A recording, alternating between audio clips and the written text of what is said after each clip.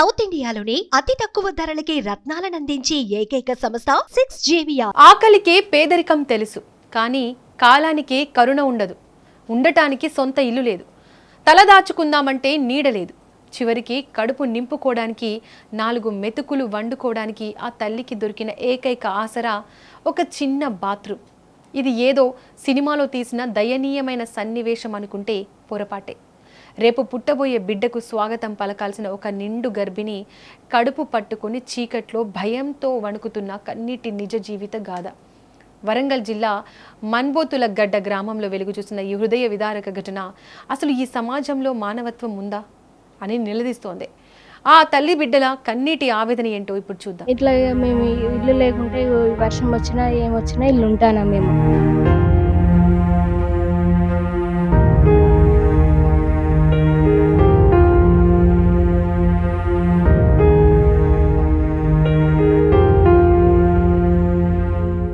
ఈ బాత్రూంలో ఉండగలుగుతామా మేము, ఉండలేకనే బయట పక్క ఇట్లా బయట వండుకుంటున్నాం.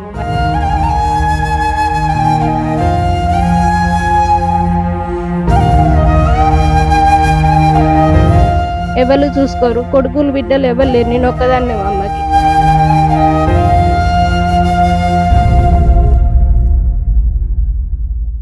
వరంగల్ జిల్లా ఖానాపురం మండలం మన్బోతులగడ్డ గ్రామానికి చెందిన భూమవ్వ అనే అభాగ్యురాలు తీవ్ర పేదరికంలో మగ్గుతోంది. వృద్ధాప్యంలో ఉన్న ఆ తల్లికి నిండు గర్భిణిగా ఉన్న కూతురే లోకం. కానీ వారి తలపైన ఒక కప్పు లేదు, నిలబడడానికి సొంత ఇల్లు లేదు. చివరికి ఎంతటి దయనీయ స్థితి అంటే గ్రామంలోని ఒక చిన్న బాత్రూంలోనే పొయ్యి పెట్టుకుని వంట చేసుకుంటుంది ఆ తల్లి. బాత్రూమ్ అంటే మనుషులు క్షణం కూడా నిలబడడానికి ఇష్టపడరు.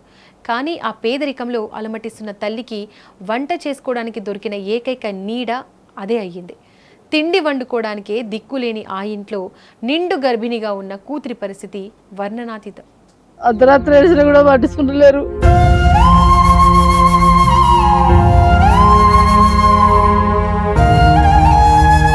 ఇంటిగా మా ఇంటి ముంగడ అంటే మేము ఎక్కడ పోవాలి?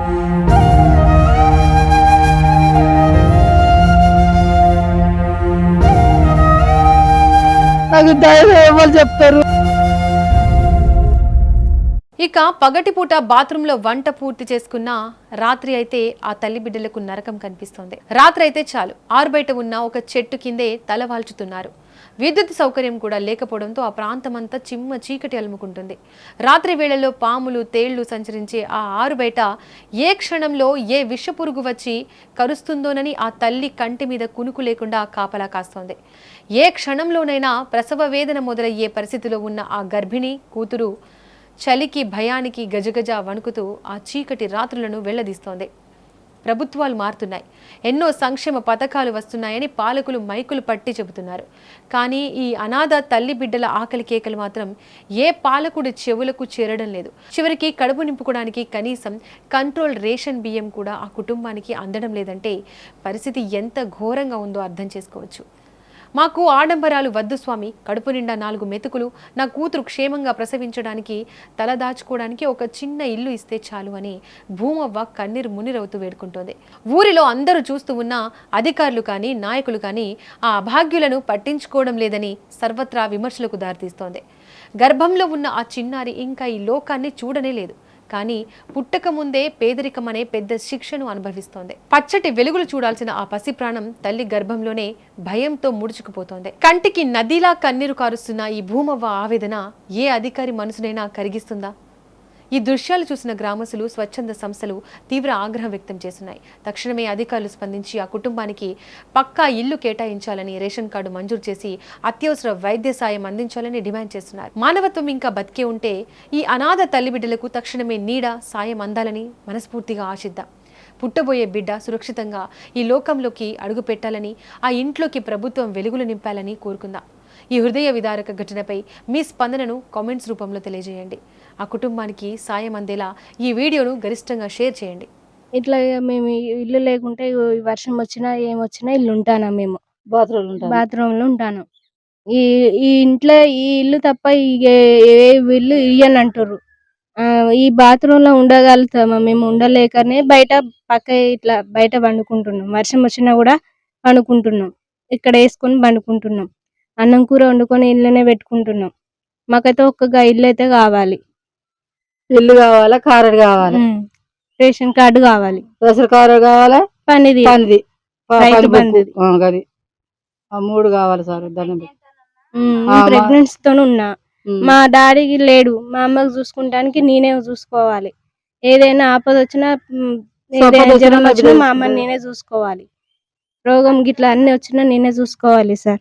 మా అమ్మని ఎవరు చూసుకోరు, కొడుకులు బిడ్డలు ఎవరు లేరు, నేను ఒక్కదాన్నే మా అమ్మకి. ఆ తాగుబోతుల్ని నాకు మా అమ్మలు ఇట్లా చేసిర్రు. ఆ తాగుబోతుడైనా నన్ను చూసుకోడు సార్. ఎప్పుడైనా మా అమ్మ కాడికి నేనే ఉంటాం, మా అమ్మతో నేనే ఉంటా సార్. నేను ఆయన ఉన్నా లేకున్నా నేను మా అమ్మ నాకు కావాలి సార్. అంతేగాని మాకు ఒక ఇల్లు కావాలి సార్. ఒక ఇల్లు ఉంటే మాకు చాలు. ఒక్క సాయం చేయండి సార్ మాకు. బాత్రూమ్ లో ఉంటారా సార్? ఎక్కడైనా బాత్రూమ్ లో ఉంటే అందరు తిడుతురు. బాత్రూమ్ లో ఉంటారా, మీకేమన్నా ఉన్నదా అని అందరు కలిసి తిడుతురు మమ్మల్ని. ఇల్లు కట్టుకోకి సాధన ఎత్తలేదు అని అంటారు సార్. మమ్మల్ని ఎవరు పట్టించుకుంటలేరు. అర్ధరాత్రి ఏడ్చినా కూడా పట్టించుకుంటలేరు. ఎందుకు ఏడ్చేదమ్మా, ఎందుకు ఏడుస్తారు అమ్మా? మాకు ఏడితే మాకు మంచిది కాదు. మా ఇంటికి మా ఇంటి ముంగట ఎర్రకూడ అంటే మేము ఎక్కడ పోవాలి, ఏడికి పోవాలి? మాకు ఏ బావి ఉన్నది, చెరువు ఉన్నది మాకు అనుకొని వచ్చి గంట 2 గంటల సేపు ఏడుతా వాళ్ళు పెట్టుకొని నా భర్త రాజు చేసుకొని ఏడ్చినా కూడా వద్దు, ఎందుకు ఎడతారమ్మా అని మమ్మల్ని కోప్పడతారు సారు. అంతే, ఎవరు మాకు దిక్కులేరు, ఎవరు లేరు. నా బిడ్డ నేను ఒక్కదాన్ని ఉన్నా. నా బిడ్డ పోతే ఇంకా నీ గుడ్డి కుక్కను. నాకు ధైర్యం ఎవరు చెప్తారు? ఎవరు నాకు ఇంటి వెనక లేరు, ముంగట లేరు, నాకు ఎవరు చెప్తారు ధైర్యం? ఇప్పుడు ఆర్థిక పరిస్థితి ఉన్నది. ఆమెకు 8 సంవత్సరాల భర్త చనిపోయి ఏం మస్తు ఇబ్బందులు ఉన్నది. ఆమెకి ఏం ఆధారం లేదు. బిడ్డ పెళ్లి చేసింది, ఆ బిడ్డకు ఆధారం లేదు. ఇల్లు లేదు. అప్పుడు ఉన్నప్పుడు భర్త ఉన్నప్పుడు ఇల్లు ఉన్నప్పుడు కూలిపోయింది. ఆ కూలిపోయినాక కట్టుకోలేదు, మరి బాత్రూంలో ఉంటుంది. ఆర్థిక పరిస్థితి ఉంది. ఊరు ఎవరు పట్టించుకుంటలేరు. సర్పంచ్ గిట్ట ఎవరు పట్టించుకుంటలేరు. ఎవరు చేసినా కానీ ఎవరు ఆదుకుంటలేరు. కొంచెం న్యాయం చేయాలని మేము కోరుకుంటున్నాము. మా గ్రామం మన్బోల గ్రామం గురించి ఆమె ఒక్క పేద ఉన్నది కాబట్టి ఆమెను ఆదుకోమని కోరుకుంటున్నా.